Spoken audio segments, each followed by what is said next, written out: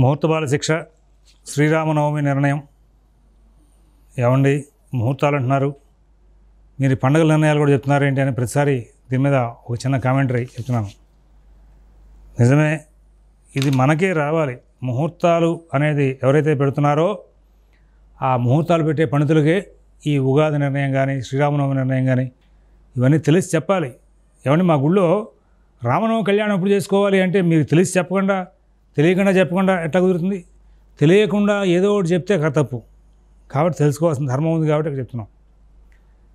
రామకృష్ణ అవతారాలు భారతీయ సనాతన ధర్మంలో చాలా గొప్ప స్థానాన్ని ఆక్రమించి ఉన్నాయి. ఎక్కడ రామకృష్ణ శబ్దాలు ఎప్పుడు ఉచ్చరింపబడుతూ ఉంటాయో ఆ ప్రదేశం పవిత్రమైన ప్రదేశంగా భావించండి అని చెప్పేసి మనకు చెప్తూ ఉంటారు. ఇక్కడ శ్రీరామనవమి విషయంలో రామనవమి కళ్యాణం జరుగుతూ ఉంటుంది మన ఆంధ్రదేశంలో. చాలా క్లారిటీ లేకుండా చాలామంది పోటాడేసుకుంటూ ఉంటారు. రెండోది ఏంటంటే వైష్ణవ సంబంధమైనటువంటి పండుగల నిర్ణయానికి స్మార్త సాంప్రదాయంలో మనం చేసేటువంటి నిర్ణయాలకి భేదాలు ఉన్నాయి. ఆ భద్రాద్రిలో కళ్యాణాలు వాటి వ్యవహారం ఒక రకంగా నడుస్తూ ఉంటుంది. దానికి చాలామంది అనుకుంటూ ఉంటారు ఎవరిష్టం వచ్చినట్టు వాళ్ళు చేస్తున్నారు నిర్ణయాలు అని చెప్పుకుంటూ ఉంటారు. ఎవరిష్టం వచ్చినట్టు వాళ్ళు నిర్ణయాలు చేయట్లా. అందరూ కూడా చాలా చక్కగా కల్పం ప్రకారమే ముందుకు వెళ్తున్నారు. మన స్మార్త సాంప్రదాయంలో తిథిని ఆధారం చేసుకుని మనం పండుగలు వ్రతాలు నిర్ణయాలు అన్నీ చేస్తూ ఉంటాం. వైష్ణవ సాంప్రదాయంలో వాళ్ళు నక్షత్ర ప్రాధాన్యంగా వెళ్తూ ఉంటారు. ఇది తెలియక మన వాళ్ళు పంచాంగం ఇష్టం వచ్చినట్టు రాసేస్తున్నారండి. ఎవరు ఎట్లా పడితే అట్లా చెప్పేసుకుంటున్నారండి. ఒకసారి ఒక పండిత సభలోనే నేను కూడా ఉన్నాను. అక్కడ దాని మీద చర్చ జరిగిపోతుంది. అప్పుడు ఇంకా జస్ట్ కొద్ది రోజుల్లో శ్రీరామనవమి ఉంది. భద్రాద్రిలో ఒక తీరు, బయట ఒక తీరు జరుగుతుంటే దాని మీద ఒక ఆయన మాట్లాడేస్తున్నాడు, తక్కువ మిగతా వాళ్ళు పండితులు మాట్లాడేస్తున్నారు. ఏమయ్యా మీరు పండితులే కానీ ధర్మశాస్త్ర పండితులా? ధర్మశాస్త్రం తెలిసే మాట్లాడుతున్నారా? ఒకళ్ళు ఇవాళ చేస్తున్నారు, ఒకళ్ళు రేపు చేస్తున్నారు. వాళ్ళకి మనకి తేడా వచ్చింది. దాని గురించి వాళ్ళు విమర్శ చేస్తున్నారు అక్కడ సభలో ఉన్నప్పుడు. ఈ మాటలను ఎందుకు చెప్తున్నానంటే సామాజికంగా జరిగినటువంటి చర్చల విషయాలు కూడా మీ దగ్గర ఎందుకు ప్రస్తావన చేసుకొస్తున్నారంటే మీకు ఒక ఐడియా రావడం కోసం, ఐడియా ఫ్రేమ్ అవ్వడం కోసం. ఎస్, వాళ్ళు అట్లా చేసినప్పటికీ కూడా అది కూడా కరెక్టే. రెండు ఇవాళ స్మార్ట్ సాంప్రదాయం, రేపు వైష్ణవ సాంప్రదాయం, వాళ్ళ తిథి ప్రకారంగా రేపు నక్షత్ర ప్రకారంగా ఈ రెండు కూడా వాళ్ళు కృష్ణాష్టమి కానీ లేదా రామనవమి కానీ ఇట్లాంటి ఉచ్చరిస్తున్నారు, ఆచరిస్తున్నారు అంటే వాటిలో తప్పు అని మాత్రం మనం అనుకోవడానికి అవకాశాలు లేవు. అన్నీ కరెక్టే. ఏదో ఉగాది ఉంటే దానికి ఇంకా స్మార్త సాంప్రదాయం వైష్ణవ సాంప్రదాయం లేదు. ఏదో పంచాంగ గణితాల్లో ఉన్నటువంటి చైత్రపక్ష పంచాంగం, ఛాయార్క కరుణార్క పంచాంగం, పూర్వబద్ధ పంచాంగం ఇట్లాంటి పంచాంగాల్లో ఉన్న భేదం మూలంగా వస్తే తేడా రావాల్సిందే తప్ప ఇంకా వాటిలో మరి ఆ ఉగాది విషయంలో మరి స్మార్త సాంప్రదాయం అని, వైష్ణవ సాంప్రదాయం అని, వైఖాన సాంప్రదాయం, మాధవ సాంప్రదాయం ఇట్లాంటివి ఉండవు. అసలు మనకి ఈ సాంప్రదాయాల గురించి తెలియక, మన సనాతన ధర్మంలో సాంప్రదాయాల విలువల గురించి తెలియక అందరూ మాట్లాడేస్తారు. ఇంకా ఒకడు మొదలెడతాడు, ఎవడో ఏదో సామాజికంగా వాడు ఏదో ధనంతో గొప్పవాడు ఉండొచ్చు, వాడు చెప్పేస్తాడు. వాడు వ్యాపారవేత్త గొప్పవాడు ఉండొచ్చు, వాడు చెప్పేస్తాడు. ఏమిటండి పంచాంగాలు ఇష్టం వచ్చినట్టు రాస్తున్నారు? ఇష్టం వచ్చినట్టు రాయలా, వాళ్ళు శాస్త్రీయంగా రాశారు పంచాంగాల్లో. వాళ్ళు పంచాంగాల్లో శాస్త్రీయంగా రాసిన అంశం నీకు అర్థం కాక ఇలాగా దీని మీద ఈ మధ్యన కొంతమంది పండితులు కూడా పంచాంగతలు కూడా ఇట్లా కాదు, అందరూ కూడా సరళంగా అర్థం చేసుకునే రీతిగా మనం ఒక దశమి తిథికి సంబంధించిన పండుగ రాస్తున్నాం, లేకపోతే ఒక నవమి తిథికి రాసిన పండుగ రాస్తున్నాం. ఆ సూర్యోదయానికి నవమిగా తిథిగా ఉంటే లౌకిలుగా పండుగ అని చెప్పి పెట్టేసి మనం ఆచరించిన విధానాలు విడిగా ఉండాలి అంటున్నట్టు అసలు ఉన్నదానికే గొడవగా ఉంటే కొత్తగా ఇదని ఈ పంచాంగతలు. అంటే నువ్వు ధర్మశాస్త్రాన్ని నీకు అవగతం కాక, నువ్వు నీ తండ్రి దగ్గర గురువు దగ్గర సరిగ్గా చదవక, నువ్వు సమాజానికి దాని మీద ఒక మంచి అథారిటీగా ఒక వ్యాసం ఇవ్వలేక నోటికి ఏదొస్తే అది చెప్పి నువ్వు ఇట్లాగా చేద్దాం అనుకుంటున్నావా అని అడిగితే దాని సమాధానం ఉండదు. కాబట్టి ఇక్కడ మన టెర్మినాలజీ కూడా ఈ పండుగల విషయాల్లో సంబంధించిన టెర్మినాలజీ కూడా ఇప్పుడు నవరాత్రులు అంటాడు, అక్కడ 9 రాత్రులు రాలేదు కదా అంటే అపహాస్యంగా ఉంటుంది. 9 రాత్రులు అక్కడ సంబంధం కాదు. అలాంటివి కొన్ని ఉన్నాయి. ఇక్కడ సబ్జెక్టుది కాన్సెప్ట్ మనం మాట్లాడుకునేటప్పుడు ఆ సబ్జెక్ట్ అనేది ఎట్లా ఉంటుందంటే ఆ వర్డ్స్ వాడు ప్రయోగించినటువంటి వాడేసినటువంటి పదం కూడా దానికి పెద్ద గూఢార్థం దాగి ఉంది. అది తెలిస్తేనే దాంట్లోకి వెళ్ళి మాట్లాడాలి. తెలియకుండా నువ్వు గొప్పవాడు కదా అని చెప్పేసి నిన్ను అనుష్ఠించేస్తే సమాజం పాడైపోతుంది. సమాజాన్ని దారి తప్పించామంటే, నీకు తెలియని అంశాలతో నువ్వు సమాజాన్ని దారి తప్పించామంటే నువ్వు ఒక పెద్ద పాపి కింద లెక్కలో వస్తావు. కాబట్టి నువ్వు ఏం చేయాలి, నువ్వు ధర్మశాస్త్రం తెలుసుకోవాలి. తెలుసుకుని దాంట్లో గ్రంథాన్ని చూసి, వాడు రాసిన పంచాంగాన్ని చూసి, ఓహో వీళ్ళు ఇట్లా రాశారు, ఇది స్మార్త సాంప్రదాయం ప్రకారం రాశారు, ఇది పాంచరాత్ర ఆగమం ప్రకారంగా వీళ్ళు ఇట్లా నడుపుకుంటూ ఉంటారు కాబట్టి వీళ్ళకి ఇది నిర్ణయం. ఇక్కడ క్షేత్ర సంబంధమైనటువంటి విధానం ప్రకారంగా రామనవమి ఇప్పుడు చేసినప్పటికీ కూడా కళ్యాణం బలాన చోటు చేసే అలవాటు వీళ్ళకు ఉంది. కాబట్టి అక్కడ క్షేత్ర సంబంధమైనటువంటి విధానం అమల్లో ఉంది. ఇవన్నీ కూడా తెలిసి వాటిని అనుష్ఠిస్తూ ముందుకు వెళ్ళాలి. ఇక్కడ రామావతారాన్ని వచ్చేసరికి అందరూ కూడా కర్కాటక సంబంధమైనటువంటి లగ్నం చైత్ర శుద్ధ నవమి నాడు ఎప్పుడు వస్తే అప్పుడు ఈ రామనవమి అనేది పర్వం చేసుకుంటూ ఆ సందర్భంలో మన ప్రాంతంలో అందరికీ కూడా కళ్యాణం చేసే అలవాటు ఒకటి వచ్చింది. మరి ఎక్కడి నుంచి వచ్చిందో కానీ చైత్ర శుద్ధ నవమి నాడు కళ్యాణం చేసే అలవాటు. ఎందుకంటే చైత్ర శుద్ధ పాడ్యం నాడు వసంత నవరాత్రులు ప్రారంభమవుతున్నాయి. ఈ వసంత నవరాత్రులు అక్కడి నుంచి ప్రారంభమయ్యే చైత్ర శుద్ధ నవమి దాకా వస్తాయి. ఆ నవమి నాడు ఈ వసంత నవరాత్రుల యొక్క సాంప్రదాయానికి వీటికి కూడా ముడిపెట్టి కళ్యాణం చేయడం అనేది కూడా ఒక సాంప్రదాయంగా వస్తుంది. చైత్రశుద్ధ నవమి నాడు స్వామివారి పుట్టినరోజు మాత్రమే, అది చాలా స్పష్టంగా ఉన్న విషయమే. ఆ రోజు ఆయనకి వివాహం జరగల, ఇది గ్రంథస్థంగా అందరికీ తెలుసుకోవాల్సిన విషయం. తెలియక కొంతమంది మొండిగా మాట్లాడే వాళ్ళు ఉంటారు. వాళ్ళు వాళ్ళ మొండి వైఖరి వదిలి చైత్రశుద్ధ నవమి అనేది మనకి ఆ రోజున కేవలం స్వామివారి యొక్క పుట్టినరోజు మాత్రమే. ఈ పుట్టినరోజు నాడు కళ్యాణం చేయడం ఒక సాంప్రదాయం మనం పెట్టుకున్నాం అంతవరకు అనేటువంటి మైండ్ సెట్ ఒకటి మీకు క్లియర్గా ఉంటే కనుక అసలు ఆ పండుగ నిర్ణయంలో ఎక్కడ గొడవలు రావు. తతో యజ్ఞే సమాప్తే ఋతూనాం షట్సమత్యయు తతశ్చ ద్వాదశికే మాసే చైత్రే నవమికే తిథౌ నక్షత్రే అదితిదేవత్యే స్వచ్ఛ సంస్థేషు అని రామాయణంలో శ్లోకాలు వస్తాయి. దశరథ మహారాజు యజ్ఞం చేశాడయ్యా, పుత్రకామేష్టి యాగం. తతో యజ్ఞే సమాప్తితో యజ్ఞం సమాప్తమైన తర్వాత ఋతూనాం షట్సమత్యయు 6 ఋతువులు అంటే 12 మాసాల కాలం అన్నమాట. అక్కడ అయిన తర్వాత వాళ్ళు గర్భిణీగా ఉన్నారు. తతశ్చ ద్వాదశకే మాసే అటు పిమ్మట 12వ మాసంలో చైత్రే నవమికే తిథౌ చైత్రమాసంలో నవమి తిథి రోజున నక్షత్రే అదితిదేవత్యే పునరుసు నక్షత్రంలో 5 గ్రహాలు స్వక్షేత్రాల్లో ఉండగా మరి అప్పుడు కర్కాటక లగ్నంలో రాములు వారు జనించారని చెప్పి చాలా స్పష్టంగా వాల్మీకి రామాయణంలో ఉంది. కాబట్టి ఇక్కడ చైత్రశుద్ధ నవమి అనేది జన్మతిథి అనేది అందరికీ మైండ్ సెట్ పూర్తిగా వచ్చేయాలి. వచ్చాక అప్పుడు మనం దీంట్లో నిర్ణయానికి వెళ్తే కనుక మంచి విషయాలు బాగా వస్తూ ఉంటాయి. చైత్రశుక్లనవమ్యాం శ్రీరామనవమి కృతం కార్యం సా మధ్యాహ్నం వ్యాప్ని గ్రాహ్య తథా చోక్తం అగస్త్య సంహితాయాం చైత్రమాసే శుక్లపక్షే నవమ్యాతు పునర్వసో మధ్యాహ్నే కర్కటే లగ్నే జాతో రామస్వయం హరి. నేను ఈ రామనవమి అనేటువంటి విషయాన్ని ఇక్కడ ఎందుకు మాట్లాడుతున్నానంటే ఇందాక మీకు మాట చెప్పారు. ఒకసారి పండిత సభలో కూడా ఆ సంవత్సరం పంచాంగాల్లో ఎవ్వరూ తేడా రాయలే, కానీ పండితులు అక్కడ కూర్చొని ఎవరు ఇష్టం వచ్చినప్పుడు రాస్తున్నారండి అంటూ ఏవో మాట్లాడేసుకున్నారు. కాబట్టి ఆ మూలాలు మనకు తెలియాలి. ఇక్కడ అగస్త్య సంహిత అనేటువంటి అంశంలో తీసుకొచ్చారంటే ఇక్కడ ఇది ఉపాసనా కార్యంతో కూడుకున్నటువంటి పండుగ, ఇది ప్రధానంగా తెలియాలి.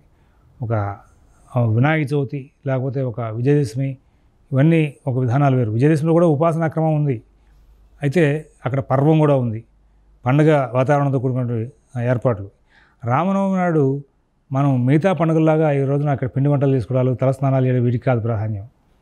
ఇక్కడ అర్చన అంటే ఉపాసనా క్రమమే ప్రధానంగా ఉంది. కాబట్టి ఇక్కడ అగస్త్య సంహిత అనేది అటువంటి ఉపాసనా కాండని బాగా ఎంకరేజ్ చేస్తూ అనేక అంశాలను ప్రస్తావించింది కాబట్టి అందులోంచి తీసుకుంటూ వచ్చారు. ఏమయ్యా చైత్రమాసంలో శుక్లపక్షంలో నవమి నాడు పునరుసు నక్షత్రంలో మధ్యాహ్నే కర్కటే లగ్నే జాతో రామ స్వయం హరి. ఆ మధ్యాహ్నంలో కర్కాటక లగ్నంలో రాముడు జన్మించాడయ్యా అన్నారు. మధ్యాహ్నం అంటే మనం నిషి అంటే మహాశివరాత్రి అని చెప్పినట్టుగా సూర్యోదయం నుంచి సూర్యాస్తమయం వరకు లెక్క పెట్టి మధ్య కోసేసి ఇదే మధ్యాహ్నం అనకూడదు. అన్న అంటే పగలు, మధ్య అంటే 5 భాగాలు చేసుకోమని చెప్పాడు కదా ఇక్కడ. అందులో 3 భాగాన్ని మనకి చెప్పుకుంటూ వచ్చారు. ఇక్కడ పంచధా భక్తస్యాన్న తృతీయో భాగ తస్య ఏ భక్త న్యాయేన షట్పక్షావతారణి 6 రకాల విధానాలు ఉన్నాయి. పూర్వేద్యు ఏవ మధ్యాహ్న వ్యాప్తి, పరేద్యు మధ్యాహ్న వ్యాప్తి, ఉభయేద్యు కాస్నేన మధ్యాహ్న వ్యాప్తి, ఉభయేద్యు మధ్యాహ్న వ్యాప్త్యభావ, ఉభయేద్యు వైషమ్యేణ మధ్యాహ్న ఏకాదశ వ్యాప్తి, ఉభయేద్యు సామ్యేన మధ్యాహ్న ఏకాదశ వ్యాప్తి. ఇది తత్రాదయ చెప్పుకుంటూ వచ్చాడు. ఇక్కడ 6 రకాలు చెప్పాడు. ఆ మధ్యాహ్న కాలం అన్నావే ఆ నవమి ముందు రోజే మధ్యాహ్న కాలానికి ఉంది, అష్టమి నాడు మధ్యాహ్నానికి నవమి ఉంది, లేదా నవమి పొద్దు నుంచి మధ్యాహ్నం దాకా ఉంది, మర్నాడు లేదు మధ్యాహ్న కాలానికి, అప్పుడేమిటి? రెండో రోజున ఇవాళ నవమి ప్రారంభమైనప్పటికీ కూడా మధ్యాహ్నమో సాయంత్రం ప్రారంభమైనప్పటికీ కూడా రేపు మధ్యాహ్న కాలంలో ఇవాళ మధ్యాహ్న కాలానికి నవమి లేకుండా రేపు మధ్యాహ్న కాలం నవమి ఉంది. ఈ రెండు విషయాల్లో సందేహం లేదు. కారణం అంటే ముందు రోజే నవమి ఉంది మధ్యాహ్న కాలానికి, పొద్దున అష్టమి ప్రారంభమైంది, సుమారుగా 11 ఘడియల వరకు, అంటే సూర్యోదయం దగ్గర నుంచి 4 గంటల 24 నిమిషాలు 4 గంటల 30 నిమిషాల వరకు కూడా అష్టమే ఉన్నప్పటికీ కూడా అక్కడ మధ్యాహ్న వ్యాప్తిగా మనకి ముక్షికాలం అది, ఆ ముక్షికాలం మధ్యాహ్నం వ్యాప్తి, మధ్యాహ్న కాలం అనుకున్న నవమే లెక్క. నీకు సూర్యోదయం అనుకున్న నవమో, సాయంత్రం అనుకున్న నవమో, అర్ధరాత్రి అనుకున్న నవమో ఇదే సందర్భం లేదు. అసలు మధ్యాహ్నం వ్యాప్తిగా ఉన్నటువంటి నవమినే లెక్క తీసుకోవాలి. కాబట్టి ఇక్కడ నాకు ముందు రోజే ఇవాళ అష్టమి ఉంది, అష్టమి నాడే మధ్యాహ్నం నవమి ఉంది, లేదు పొద్దు నుంచి సూర్యోదయం దగ్గర మధ్యాహ్నం దాకా నవమి ఉంది ఇవాళ, కాబట్టి ముందు రోజే చేసేసుకుంటాం. మరుసటి రోజు పొద్దున నవమి ఉన్నా ఇవాళ మధ్యాహ్న కాలం ఉంది కాబట్టి ఇవాళ లెక్క, రేపు పొద్దున సూర్యోదయానికి ఉన్న లెక్క కాదు. సంకల్పం చేసే టైంకి ఉన్నటువంటి ఆ యొక్క నవమి మనకు సంబంధం లేదయా, తీసి అదులుబారేయండి, ఇవాళదే లెక్క, మధ్యాహ్న కాలానికి ముఖ్యకాలం కాబట్టి అని. తర్వాత ఇవాళ లేదు, ఇవాళ మధ్యాహ్నం ఎప్పుడు ప్రారంభమైంది, 11:30, 12:30కో 1 గంటకో ప్రారంభమైంది. 1 గంట తర్వాత మూడో భాగంలో ప్రారంభమైంది. ప్రాతః సంగమ మధ్యాహ్న కాలాలు దాటి అపరాహ్న సాయంకాలాల వ్యాప్తిగా నవమి ఉంది. రేపు పొద్దున్న నుంచి రేపు మధ్యాహ్నం వరకు కూడా ఉంది. రేపే మొత్తం అంతా కూడా. కాబట్టి రేపటి రోజున శ్రీరామనవమి తీసి మనం అనుష్ఠించుకోవడం ముందుకు వెళ్ళాలి. ఒకవేళ కర్మకాల వ్యాప్తే సత్వాత్ పూర్వోక్త అగస్త్య హోతనాయాశ్చ తృతీయ చతుర్థపక్షయో ప్రాగ్రహ్య అన్నాడు. ఒకవేళ ఇవాళ రేపు 2 రోజులు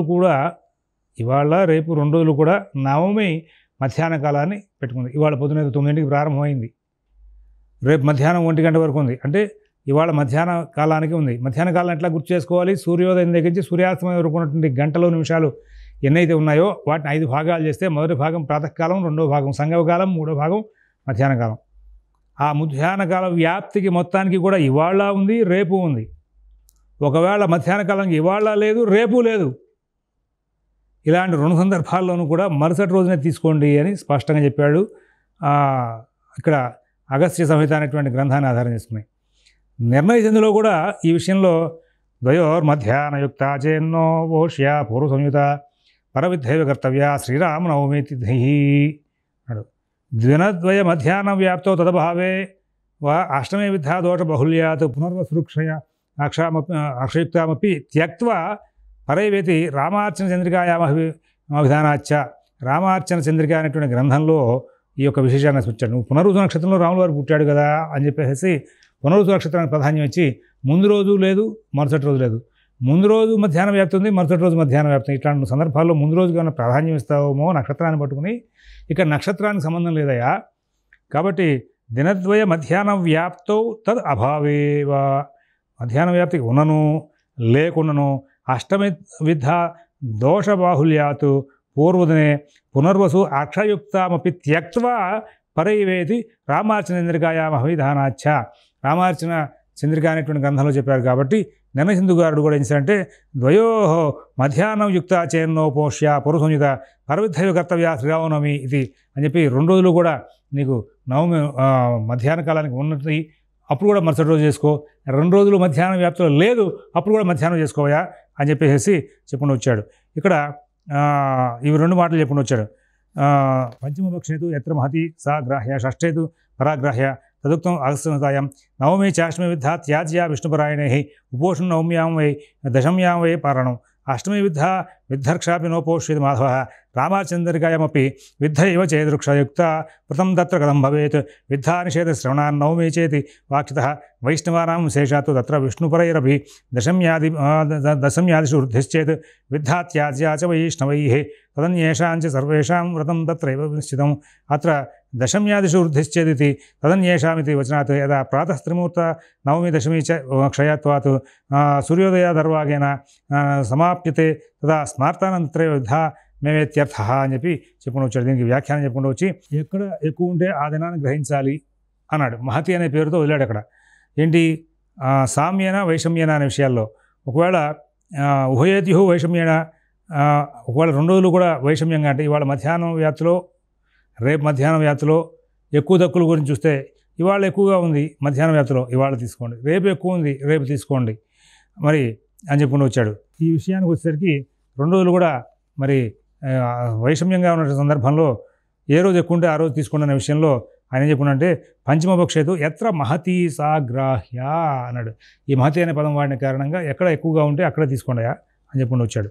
అయితే అష్టమి విద్ధ నవమిని వైష్ణవులు త్యజించి శుద్ధమైన నాడు ఉపవాసం చేసి దశమి నాడు పారాయణ చేయాలి అని అగస్త్య సంహిత చెబుతోంది. కాబట్టి అగస్త్య సంహితను ఆధారం చేసుకుని వైష్ణవులు మాత్రం చేస్తారంటే ఎక్కువగా ముందు రోజు మధ్యాహ్నం వ్యాప్తిగా నవమి ఉన్నప్పటికీ అష్టమి విద్ధ ఉంది. వాళ్ళు సంకల్పానికి అరుణోదయ వ్యాప్తి అని చెప్పుకున్నాం మొదట్లో, మీరు గుర్తుందా? నేను అరుణోదయ వ్యాప్తి అంటే పొరపాటున 5 ఘడియలను వాడానయ్యా ఏకాదశి నిర్ణయాల్లో, కాదు 4 ఘడియలు అని చెప్పి తర్వాత మళ్ళీ సరి చేసి కూడా చెప్పుకొచ్చాను. ఆ విధానంలో భాగంగా ఇక్కడ మరి వాళ్ళ సంకల్పానికి అక్కడ అష్టమిగానే పరిగణనలో తీసుకున్నారు, నవమిగా తీసుకోలేదు కాబట్టి అరుణోదయ వ్యాప్తి నుంచి వాళ్ళకి ఇది ఉండాలి కాబట్టి వాళ్ళు అష్టమి తిథితో విద్యతో కూడినటువంటి నవమి నాడు వాళ్ళు చేయరు కాబట్టి వాళ్ళు మర్నాడు నవమి నాడు తక్కువ మధ్యాహ్నం వ్యాప్తి ఉన్నా ఇవాళ నవమి మధ్యాహ్నం వ్యాప్తి ఎక్కువ ఉన్నా వాళ్ళు దాన్ని ముట్టుకోరు. మరుసటి రోజు సంకల్పం దగ్గర నుంచి నవమి నాడు తీసుకుంటారు. ఇది అగస్త్య సంహితలో చాలా స్పష్టంగా మహర్షుల దగ్గర చూస్తున్నట్టు సాంప్రదాయంలో వైష్ణవ సంప్రదాయంలో రాసిపెట్టిన వ్యాఖ్యం. కాబట్టి ఇక్కడ వాళ్ళు మర్నాడు చేస్తుంటే మనం వాళ్ళు ఎవరిష్టం వచ్చిన వాళ్ళు చేసేసుకుంటున్నారండి. భద్రాచలంలో రోజు చేస్తున్నారు, బయట ఒక రోజు చేస్తున్నారు.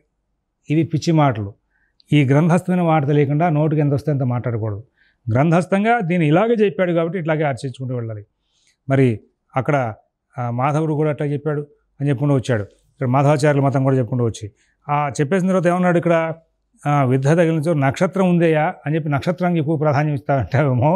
మనం విజయదశమి చెప్పినప్పుడున్నాం, ముఖ్యకాలంలో దశమి ఉండగా నక్షత్రానికి విశేషం ఇంకా ఎక్కువ మార్క్ ఎక్కువ వేయాలి, అంతేగాని నక్షత్రాన్ని పట్టుకుని తిథితో విజయదశమి నిర్ణయం చేయడానికి లేదు. అట్లాగే ఇక్కడ కూడా నువ్వు దశమి అక్కడ నవమి నాడు పునరుసు నక్షత్రాన్ని ప్రాధాన్యం చేసుకుని నవమి వైషమ్యంగా ముందు రోజు ఎక్కువ మరుసటి రోజు తక్కువ, ముందు రోజు తక్కువ మరుసటి రోజు ఎక్కువ అనే విషయాల్లో మహతి అంటే ఏది ఎక్కువ వ్యాప్తి అయి ఉంటే ఆ రోజు తీసుకోమని చెప్పినటువంటి అంశాన్ని ప్రస్తావన చేసుకుంటూ అక్కడ నక్షత్రానికి ప్రాధాన్యం ఇస్తామో నక్షత్రానికి ప్రాధాన్యం లేదు, మరి దినాన్ని వదిలేసేయాలి నక్షత్ర ప్రాధాన్యం ఉన్నప్పటికీ కూడా అని చెప్పి వచ్చాడు. దశమి వృద్ధయించో మరి తదితరులు కూడా అట్లా చెప్పుకుని వచ్చారు. ఏ దినంలో ప్రాతకాలం 3 ముహూర్తాలు అంటే 6 ఘడియల వరకు నవమి, తిథివశాన దశమి సూర్యోదయం కంటే ముందే పూర్తయితే స్మార్తులు అష్టమి సిద్ధయిందే చేయాలి, లేకపోతే ఏకాదశి నిమిత్తోపవాసం నవమి వ్రతాంగ పారాయణం లోపం వస్తుంది కాబట్టి అని స్మార్తులకి అష్టమి విద్ధనే చెప్పుకుంటూ వచ్చాడు. ఇక్కడ ఎక్కువ తక్కువ యొక్క విషయానికి వచ్చేసరికి వృద్ధి సామ్యాల విషయంలో వృద్ధి దశమి తిథిని కూడా ఆధారించింది. ఇక్కడ నవమి తిథిని నిర్ణయం చేసేటప్పుడు దశమి విద్ధ అష్టమి విద్యలను కూడా బేస్ చేసుకుని దాన్ని నిర్ణయం చేసుకుంటూ వచ్చాడు. ఇక్కడ వైష్ణవులకు అరుణోదయ కాల విద్యతో కూడినటువంటి ఏకాదశి పనికిరాదు కావున, అరుణోదయ కాల విద్యతో కూడినటువంటి ఏకాదశి పనికిరాదు కావున పాలన లోపం ప్రసంగం రాదు. దశమికి విద్యలైనచో అష్టమి విద్య అయిందే మధ్యాహ్న వ్యాప్తి అయినచో లేక క్షయమైనను వైష్ణవులు కూడా అష్టమి విద్యనే.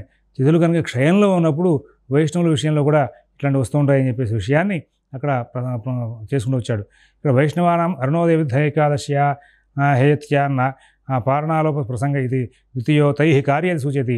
దశమే విద్యాభావే అష్టమే విద్యాయామేవ మధ్యాహ్నం వ్యాప్తిత్వే క్షయచ వైష్ణవైరపి విద్ధైపోష్యతి అర్థాత్ సిద్ధం అన్నాడు. ఒకవేళ నీకు ఎట్లాంటి తేడాబడాలు ఉంటే కనుక అష్టమితో కూడిన తిథిని తీసుకోవాల్సిన అవసరం వస్తుంది. తిథులు క్షయంలో ఉన్నప్పుడు అక్కడ ఏకాదశి వ్రతానికి లోపం వచ్చే అవకాశం ఉంది. ఏకాదశి వ్రతం మహా ప్రాధాన్యం కాబట్టి అందువలన దశమి తిథి విధ అనే మాట, దశమితితో కూడినటువంటి తిథులు అనే మాట ఎత్తేసి ఇక్కడ అష్టమి విధి ఉన్నప్పటికీ కూడా ఈ నవమిని తీసుకుని వైష్ణవులు కూడా ఈ క్షయంలో ఉన్నప్పుడు తీసుకోవాల్సిన అవసరం వస్తూ ఉంటుందన్నారు. ఈ క్షయంలో తిథులు క్షయంలో ఉన్నప్పుడే ఈ వైష్ణవ శ్రీరామ జయంతిని మనం నిర్ణయం చేసే అంశంలో కొంచెం అక్కడక్కడ అనుమానాలు బయలుదేరుతూ ఉంటాయి. ఆ వైష్ణవ శ్రీరాముని జయంతి అనేటువంటి అంశాన్ని ప్రస్తావన చేసుకొచ్చినప్పుడు ఆ క్షయతిథుల విషయంలోనే తేడా, కానీ సామ్యతిథులు వృద్ధితిథుల్లో ఎక్కడ తేడా రాదు. అటువంటి నిర్ణయాలు జరిగేటప్పుడు ఒక్కొక్కసారి అందరూ జరుపుతున్నటువంటి విధానం ఒకరోజు అయితే వైష్ణవ సాంప్రదాయం జరుగుతున్న ఒకరోజు, అలాంటివి కొన్ని క్షేత్రాల్లో భద్రాచలం వంటి క్షేత్రాల్లో నిర్ణయాలు వేరేగా వస్తున్నాయని చెప్పేసి దాని గురించి మనం అపహాస్యంగా మాట్లాడుకోవాల్సిన అవసరాలు అయితే ఎక్కడా లేవు. కారణం ఏమిటంటే దానికి కూడా మన వాళ్ళు యాజ్ ఇట్ ఈజ్గా శాస్త్రాన్ని వాక్యాన్ని రాసి అందజేశారు కాబట్టి ఆ శాస్త్రవాక్యం తెలియక మనం రాసుకుంటున్నామో అనేటువంటి విషయాన్ని కూడా గమనించుకోవాలి. ఇక్కడ దీని మీద పెద్దగా కలహం లేనటువంటి అంశమే నడుస్తోంది, ఇది తెలుసుకుంటారని. ఇక ఈ పండుగల విషయంలో చైత్రపక్షం ఛాయార్క కరుణార్క సిద్ధాంతం, అలాగే పూర్వపక్షం అంటే చైత్రపక్షం ఛాయార్క కరుణార్క రెండు దృక్ సిద్ధాంతాలే. అక్కడ రెండింటిలోని భేదం ఉంది.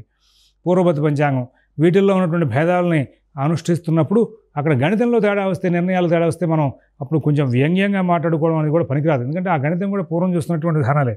మరి అప్పుడు ఏమయ్యా పండుగలందరూ ఒక చోట కూర్చొని మీరు ఒక తాటి మీదకి రావచ్చు కదా అనే మాట మాట్లాడచ్చు. కానీ అక్కడ నిర్ణయాలు ధర్మశాస్త్రం వాళ్ళ గణితానికి వాళ్ళు, వీళ్ళ గణితానికి వీళ్ళు ధర్మశాస్త్ర నిర్ణయం పర్ఫెక్ట్గా చేసినప్పుడు నీకు ధర్మశాస్త్రం తెలిస్తేనే అది తెలుసుకుని ఆ గ్రంథాన్ని పుచ్చుకుని, ఆ పుస్తకాన్ని పుచ్చుకుని, వాళ్ళ పంచాంగ గణితాన్ని పుచ్చుకుని, వాళ్ళ పంచాంగ గణితానికి ఈ గ్రంథాల ద్వారా వాక్యం సరిపోయింది లేదా తెలుసుకుని వీళ్ళు చాలా బాగా రాశారు, వాళ్ళ గ్రంథానికి వాళ్ళ గణితానికి వాళ్ళు కరెక్ట్గా ఇచ్చారు రిజల్ట్ అనాలి. కానీ వెక్కిరించే స్థాయిలో వాళ్ళ పంచాంగాల్లో ఎక్కడ ఎవరు రాయట్లేదనే విషయం గమనించుకోవాలి. గత కొద్ది కాలంగా ఈ పండుగల నిర్ణయంలో కంచిపీఠంలో స్వామివారు విజయేంద్ర సరస్వతి స్వామివారు ఆ పైన పరమాచార్యుల వారి టైంలో కూడా ప్రారంభమైనటువంటి అంశమే ధర్మశాస్త్ర సదస్సు చాతుర్మాస్యంలో పెట్టి పంచాంగకర్తలందరినీ కూడా చోట చేర్చి ఆ తర్వాత అక్కడ అందరూ కూర్చొని పండుగలన్నీ కూడా ఒకటేసారిగా రాయడానికి వీలుగా కృషి చేస్తున్నారు. ఇక్కడ ఎవరి గణితాల ప్రకారం వాళ్ళు కరెక్ట్గా రాస్తున్నారు. ఈ గణిత భేదంలో వచ్చినటువంటి విధానాలకి మనం మాట్లాడడానికి అవకాశం లేదు. అక్కడ ఇగో పోగొట్టుకుని ఎవరి గణితం ప్రకారం వాళ్ళు అనుష్ఠిస్తున్నారు. కొంతమంది జగద్గురువులు ఆ గణితాలు, కొంతమంది జగద్గురువులు ఈ గణితాలు పాటిస్తున్నారు. కాబట్టి మనం వెక్కిరింపు ధోరణికి లేకుండా వాళ్ళందరూ ఏకమై ఇచ్చేదాకా మనం వాటిని గౌరవిస్తూ ముందుకు వెళ్లాల్సిన అవసరం ఉంది. కానీ పంచాంగాలు మాత్రం వీళ్ళందరికీ చాలా చక్కగా పర్ఫెక్ట్గా ఇదివరకు లేనటువంటి స్నేహభావం ఇప్పుడు ప్రారంభమైంది. పంచాంగతులు అందరూ కూడా తోటే కూర్చుని వాళ్ళు నిర్ణయాలు చేసుకుని వాళ్ళు మాట్లాడుకుని ఇప్పుడు వాట్సాప్ గ్రూప్లు వచ్చాక అందరూ కూడా చక్కగా మాట్లాడుకుని రాస్తున్నారు. ఏమన్నా నాకు ఇక్కడ అనుమానం వచ్చింది, ఈ పండుగ ఇప్పుడు రాయాలా, ఈ ఏకాదశి ఇప్పుడు రాయాలా, ఈ మహాశివరాత్రి ఇప్పుడు రాయాలా అనుకుని వాళ్ళు మాట్లాడుకుని చేసుకుంటున్నారు. కాబట్టి వాటిల్లో ఎక్కడా కూడా అనుమానాలు లేవు. వాటన్నింటినీ కూడా గౌరవప్రదంగానే మనం స్వీకరిస్తూ ముందుకు వెళ్దాం. స్వస్తి.